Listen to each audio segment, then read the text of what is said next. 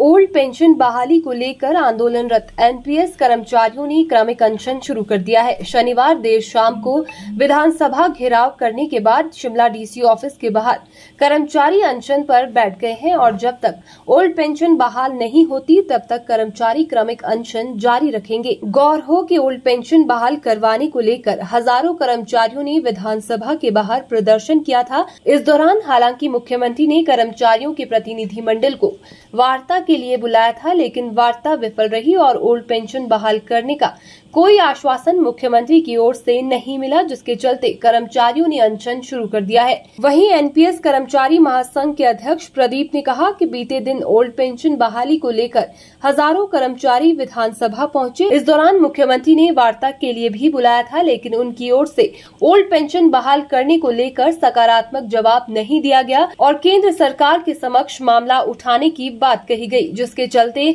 उन्हें क्रमिक अनशन पर बैठना पड़ रहा है। उन्होंने कहा कि कर्मचारी लंबे समय से ओल्ड पेंशन बहाल करने को लेकर संघर्ष कर रहे हैं और राजस्थान और छत्तीसगढ़ में ओल्ड पेंशन बहाल कर दी गई है, तो हिमाचल में सरकार बहाल क्यों नहीं कर रही है। उन्होंने कहा कि पेंशन बहाल करवाने के लिए अब क्रमिक अनशन शुरू हो गया है और ये संघर्ष तब तक जारी रहेगा जब तक ओल्ड पेंशन बहाल नहीं की जाती और चुनावों में सरकार को इसका जवाब भी दिया जाएगा। वहीं उन्होंने कांग्रेस द्वारा सत्ता में आने पर ओल्ड पेंशन बहाल करने की घोषणा का भी स्वागत किया है। कि पॉजिटिव संकेत मिलते तो शायद हमें ये सब करने की जरूरत नहीं पड़ती, लेकिन हमें अपने जो हमारे, चाहे हम भूख हड़ताल करें, चाहे हम अपने धरने प्रदर्शन करें, कोई आंदोलन करें, इन सब पे विश्वास है और हमें ये भी विश्वास है कि हम अपने संघर्ष से पुरानी पेंशन बहाल करवा कर रहेंगे और इसीलिए हम जो है ये क्रमिक अनशन हमने पिछले कल से शुरू किया है और उम्मीद करते हैं कि पेंशन बहाल करवा कर ही यहाँ से लौटेंगे। जी बिल्कुल, अगर निष्कर्ष निकलता तो शायद हमें ज़रूरत नहीं पड़ती, लेकिन माननीय मुख्यमंत्री महोदय ने कहा है कि वो दिल्ली में बात करेंगे।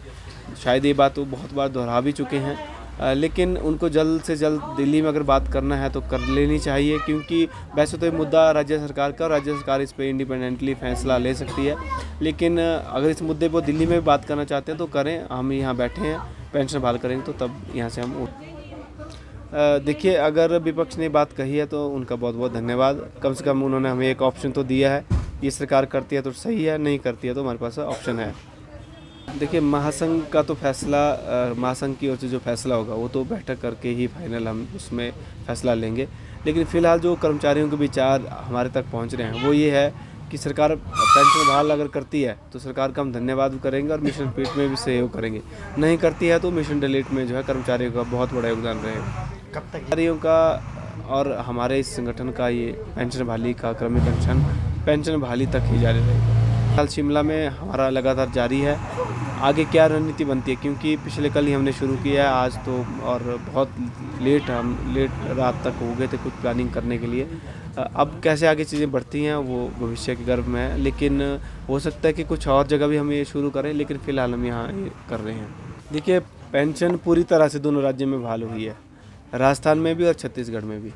और जहाँ तक बात रही सरकार और कुछ लोगों के द्वारा इस तरह की बयानबाजी की जा रही कि नहीं हुई है, तो राजस्थान जाके आ जाएं और छत्तीसगढ़ के जाके आ जाएं, वहाँ देख लें क्या स्थिति है। अगर जो स्थिति वहाँ है कम से कम वो यहाँ करके दिखाएं, तब हम मानेंगे कि वहाँ पे पेंशन बहाल हुई है कि नहीं हुई है।